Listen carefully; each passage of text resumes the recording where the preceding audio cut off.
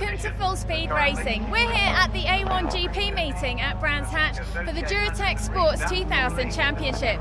Now this is a championship where professional drivers and works teams are outlawed. The emphasis is on fun, affordable racing, and with over 30 cars taken to the grid today, well, it's clearly a popular ethos. We've got 33 cars on the track taking their green flag lap. Let's take a look at the full grid. Richard Johnson then, the man that dominated Sports 2000 in the last few years on pole position, but Mike Genby, the regular thorn in his side, lining up with him at the front of the grid. Robert Aldershaw is on the inside of the second row, lining up with Paul Tickner, Mike Turner, Patrick Sherrington, Mike Dodd, Chris Yarwood amongst the quick drivers with experienced Nick Bates. There's Chris Snowden on the grid as well, former Ginetta racer Bernd Smeets, Lou Wright, another experienced driver lower down on the grid.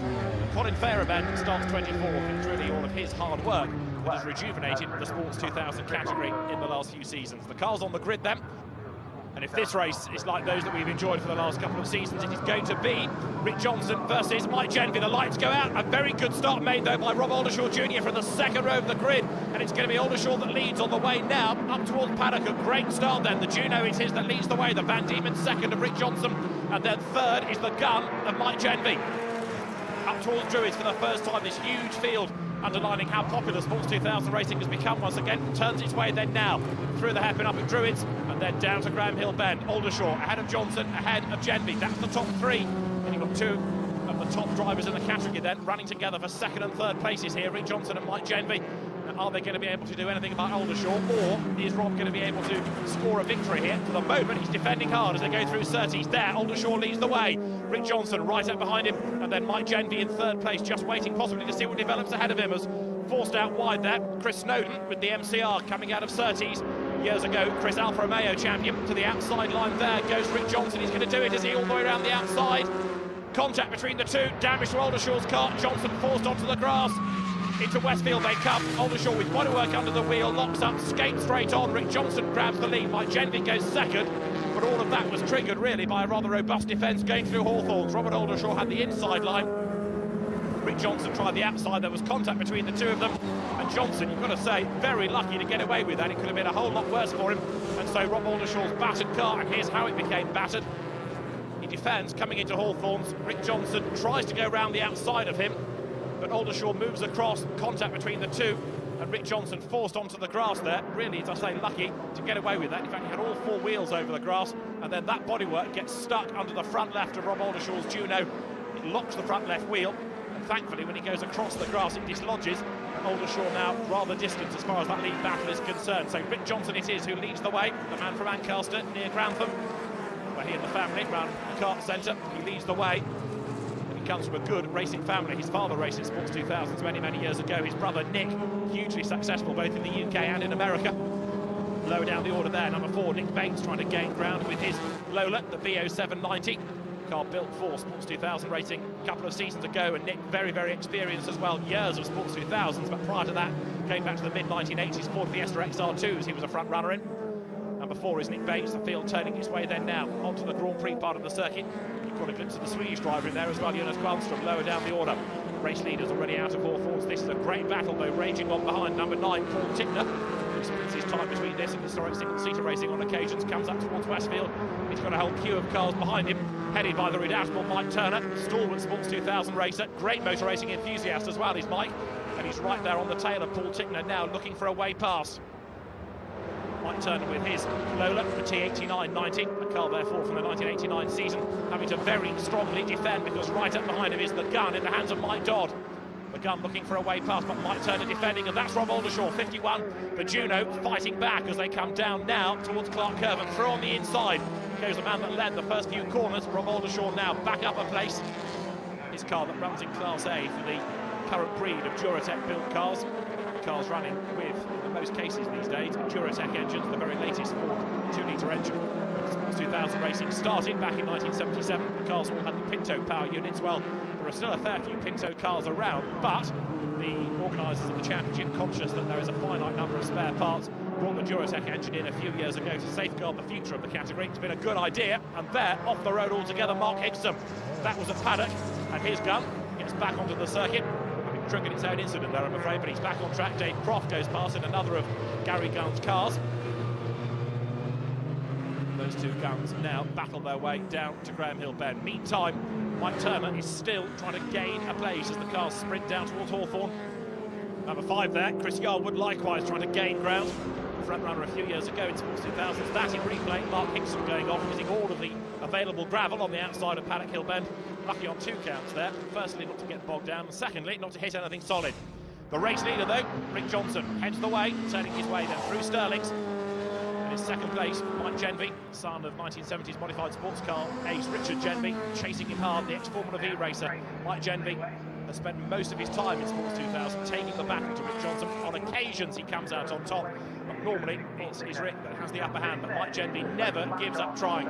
The Van Diemen then goes across the line, and although Van Diemen more perhaps associated with very successful Formula Ford 1600 or actually Formula Ford Z-Tech cars and Formula Ford 2000s as well, they still have a very, very good history in Sports 2000 racing.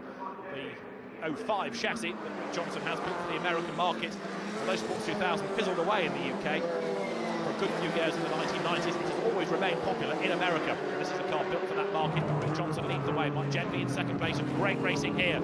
Cars pouring their way up towards the hairpin at Druids. Martin Ellis, number 99, keeping another group of them stacked up behind him. Harry Chapman being one of them in car number 27.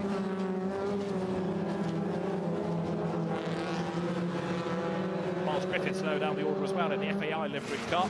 Rekindling memories of when Sean Walker used to carry his company's colours in Sports 2000 racing. Onto the Grand Prix part of the circuit once again goes this midfield battle. Nick Bates in the middle of it, and number 12 Chris Snowden also trying to gain ground. Mike Turner, as he comes out of Hawthorns, has finally wriggled away past Paul Tickner. The Carbier in the hands of Paul Tickner drops back then behind Mike Turner's Lola. Mike doing a very good job here, having gained that place. He's trying to shake him off, and he is shaking him off as they climb up now towards Sheen Curve and then on towards Stirlings. Robert Aldershaw behind them, looking a bit more menacing though, because he of course wants to try to gain places back after his first lap indiscretion when he clashed with Rick Johnson going through Hawthorns. Number 34, Louis Jones, the man from East Brink with the Naga. Another of the new cars being built recently for Sports 2000. It's very encouraging that we're not just seeing people using old chassis with new engines, but there are more and more new shapes, new cars being built all the time. The Naga is one of them. The MCR in the hands of Chris Snowden is another. Carbiers, guns, relatively new to Sports 2000s. The gun originally built for National Super Sports racing. That's a category long since that's faded away. Sports 2000 really catering now for what are effectively two-seater sports racing cars. Harry Chapman, 27, in the purple and orange car, turning his way out of Druids. Great battle behind him there. You can see Miles Griffiths in the FAI livered car trying to hold on to his place as Chapman lunges up the inside there. Now that looks as though possibly Paul Tickner has got a problem, and also maybe Rick Johnson has got a problem, because the leading gap has come right down. Mike Genvy now pressing on to great effect. The man from Wolverhampton in the gun, the TS6 gun, closing on the Grantham driver Rick Johnson all the time. The top two out of Westfield now. And Louis Jones getting it all wrong up at Druids, fighting the car back into the right direction, tries to sort out the Naga as he goes down now into the left of Graham Hill Bend. Ahead of him there is Nick Bates. Let's have a replay of what went on up at the hairpin. Martin Ellis, number 99. There you can see Louis Jones lunges up the inside, gets it all wrong under braking, scrabbles away past Patrick Sherrington, the man from Ascot, who was a race winner last year in the historic class, has stepped up to the main game this year. And this is Mike Genvy's view. They're in traffic now. He's catching the race leader. The Shrike gets out of the way ahead of him. The Richard Owen design car number 43, you can see there in the hands of Paul Crocker, that is, the green Shrike lower down the order. Reynard is the next car to be lapped as the two race leaders make their way now up towards the line. Another replay of fun and games going on up at Druids, and that is the car of Dave Croft, the gun TS9 getting it wrong. And another one in the gravel there is Mike Johns. How's the lead battle action here? The cars having one race this weekend supporting A1GP at the Kent circuit. Rick Johnson leads, Mike Genvy in second place. These two, the top two drivers in Sports 2000s over the last couple of seasons, are hard at it once again for the race lead. Initially, the race led by Rob Aldershaw until contact halfway around that one damaged his car. And Rick Johnson there, you can see, being very brave in traffic, desperately keen to make sure he preserves some sort of a gap over Mike Genvy, but it's not that easy to do. Genvy very determined to score a victory, the traffic possibly helping him. Certainly, what was a big lead gap earlier on has come right down. Lower down the field, there are plenty of squabbles going on as well. Paul Crocker, number 43, about to be lapped, and a spinning car there, looking to try to rejoin the race in a moment. You can see the Steve Mole Racing Run car has had a rotation, and that is in the hands of Graham Harvey. Yellow flags being waved, and Paul Crocker is going to have to dart around him. coming out of Surtees onto the Grand Prix loop. The car is in, I'm afraid, a rather dangerous place. It may be. The clerk of the course not very happy about that. Let's see. There is the replay. Graham Harvey getting it wrong as he bounces out of Surtees over the curb and then spins across the circuit from another angle. Loses it. Goes right the way around once and then twice. And the car ends up with a stalled engine on the edge of the circuit, and that doesn't look like it's going to be moved from there very easily, as now Mike Genevieve, number 10, the all-white gun, tries to go around the outside of Rick Johnson, going into the hairpin. The yellow Van Diemen doesn't really give Genevieve very much room. Rick Johnson certainly knows how to race well. He knows how to defend pretty hard as well. Mike Genevieve used to all of this. He spent virtually all of last year trying to find a way past Rick Johnson. On the rare occasions he was ahead, he then had to work really, really hard to defend, and this is the replay. Genevieve goes one side and then the other on the way up towards the hairpin.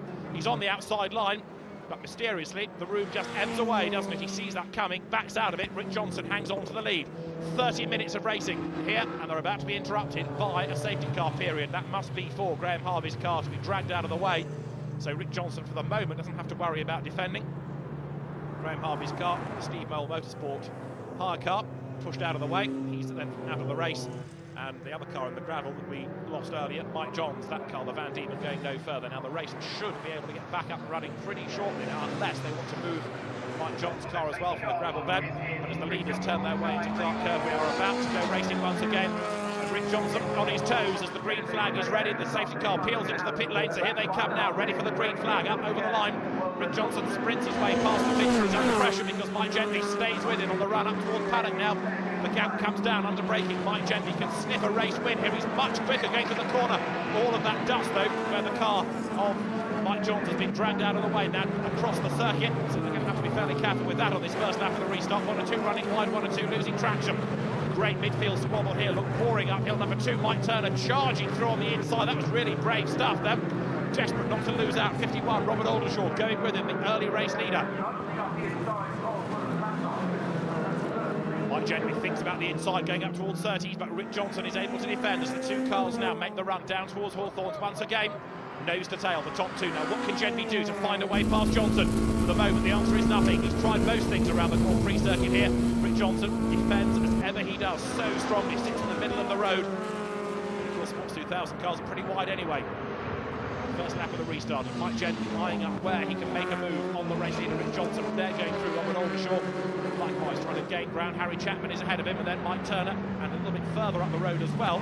You can see car number 72, one from the historic class. Jonathan Loder it is. Jonathan is another very, very rapid driver indeed. Race leaders there now making their way once more towards the completion of a lap, down towards Clark Curve, nose to tail, come the top 2. Johnson versus Genevieve, nothing at all really to choose between them, but can Mike Genevieve find a way past the race leader? Into the braking area for paddock, they will come in a moment. Is Genevieve going to be able to try the inside? He thought about it. Johnson defensive readiness through the corner, drop downhill, then climb towards the hairpin and Druids. Genevieve much quicker out of paddock, goes for the inside this time. He's got the gap, and that time around Johnson knows that he can't move across on him. Rick Johnson has to give Mike Genevieve racing room, so the gun goes through into the lead. Mike Genevieve it is who takes over the lead here at BrandsHatch. You can guarantee that Rick Johnson will want to fight back if he can. Martin Ellis heading the next gaggle of cars up towards Druids. Lee Jones going through on the inside. You've also got, in the midst of this battle, Chris Snowden. A man who doesn't just race cars, he prepares them very effectively as well. Genevieve ahead of Johnson, and now he's getting away, look. That lead gap is extending all the time. This is how he did it. A good run out of Paddock Hill Bend, despite the gravel on the road there. And Genevieve got the slingshot up on the inside for the hairpin, and Johnson knew he couldn't defend. Mike Genevieve claiming the line for the corner, grabs the lead, and now just starting to edge away. Now what can Rick Johnson do? The Ancaster Kart Centre car turning its way now up towards the hairpin. As there you can see Martin Ellis keeping Miles Griffiths at bay there behind Harry Chapman, number 27.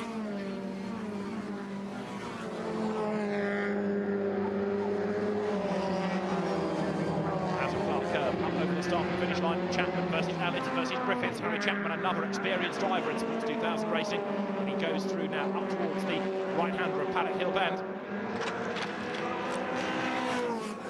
Great order there, Genevieve leading Johnson. You've got Mike Turner in 3rd place at the moment, in 4th Robert Aldershaw, and then this, the battle going on for 5th and 6th and 7th places.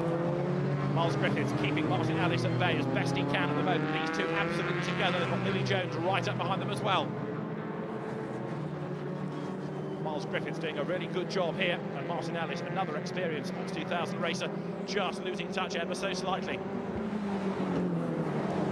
Into Surtees they go, about to dispose of Harry Chapman. I think it's Miles Griffiths, goes up on the inside. Big moment there for Louis Jones, sliding his way across the grass, across the gravel, back onto the circuit. And Miles Griffiths does indeed sort out Harry Chapman, so through he goes then. Through Hawthorne, Martin Ellis as well, now looking to try to move himself through in the car beer.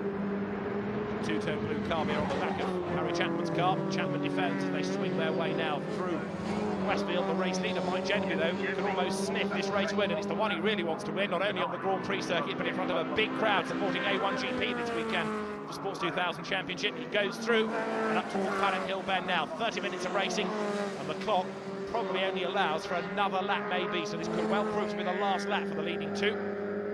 Miles Griffiths then now down towards Clark Curve, and it looks as though he is heading for 5th place as Harry Chapman and Martin Ellis are still running nose to tail.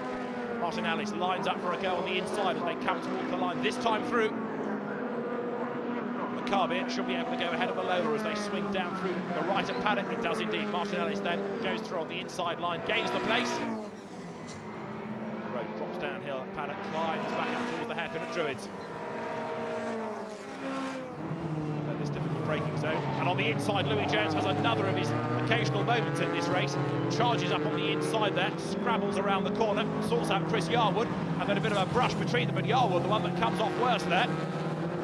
Yarwood making his impression on the grass, and he just got edged slightly offline, and he's under further pressure now as well because the cars make the run up towards Surtees. Now you'll see that Chris Yarwood himself has got Patrick Sherrington looking for a way by. Sherrington, who was very quick a couple of years ago in Formula V, came into Sports 2000 Pinto racing last year, drove in the historic class originally, had a great win at Silverstone, but on his last lap is indeed Mike Genvy. The gap has come down a bit between him and Johnson, but it looks as though Mike Genvy has done enough to secure a race win. He makes his way now up towards the checkered flag, and Mike Genvy is going to win at Brands Hatch in the Sports 2000 Championship. Across the line he goes now to score a win by just over a second and a half from Rick Johnson in 2nd place. Confirmation then of the way they came across the line. Genvy and Johnson ahead of Mike Turner to score victory in the Derek Bell Trophy class. Rob Aldershaw 4th ahead of Miles Griffiths, and Martin Ellis it is who rounds out the top 6. But a great drive by Mike Genvy. And you had a lot of traffic out there, but finally, after the safety car, you got the move. Yeah, safety car came in, we had one lap, and I was able to sort of take the wide line into Paddock, and he drifted wide a bit, and there's quite a lot of gravel also at the bottom of Paddock, so I just managed to get alongside him before he really saw me and tried to block and the run up into Druids, and I was luckily able to then open a sort of a small gap fairly quickly. Everyone thought I was a lot quicker, but I actually think Rick made a mistake that allowed me to get sort of a second gap and then just to keep that for the last 3 laps. Well, excellent stuff. Will you be doing it again next time? Well, hope so, yeah. So hopefully this will be the first of many wins. And talk us through the race. There were some brave moves there, getting past some of those back markers. Brave, my heart's still beating, yeah. It's very difficult. You've got to make decisions so fast. The closing speeds are phenomenal. We're doing 129s around here, which is pretty good for this sort of machine. And I got pushed off on the first lap going around the outside at Hawthorne, which is a pretty daring move, but you know, you're in it to win it. Unfortunately, say Mike has got the legs on me today. He'd obviously got more power than I had, and I just couldn't hold him off. And congratulations to him. And you know, they do work hard as a family, and so do we. And I appreciate what work they've done to win. So you won your class, the Derek Bell Trophy. Can you tell us a bit more about that? Well, the Derek Bell Trophy was introduced a couple of years ago, and really it was to encourage the more senior drivers, should we say, to have something to race for, because realistically we're probably not going to be competing for the first couple of places in the field. But that's an award for drivers of 50 years or older. There's about 12 or 14 of us competing for that, and it's quite competitive actually, you know. Very enjoyable, good fun racing. There's some nice cars, some good drivers out there, and it just adds a bit of spice to the whole thing, really. The action's still all going on out on track, but that brings us to the end of our coverage from the A1GP meeting at Brands Hatch. A successful day for the Sports 2000s, with Mike Genvy taking his first win of the season. Join us next time on Full Speed Racing for more top-class UK motorsports.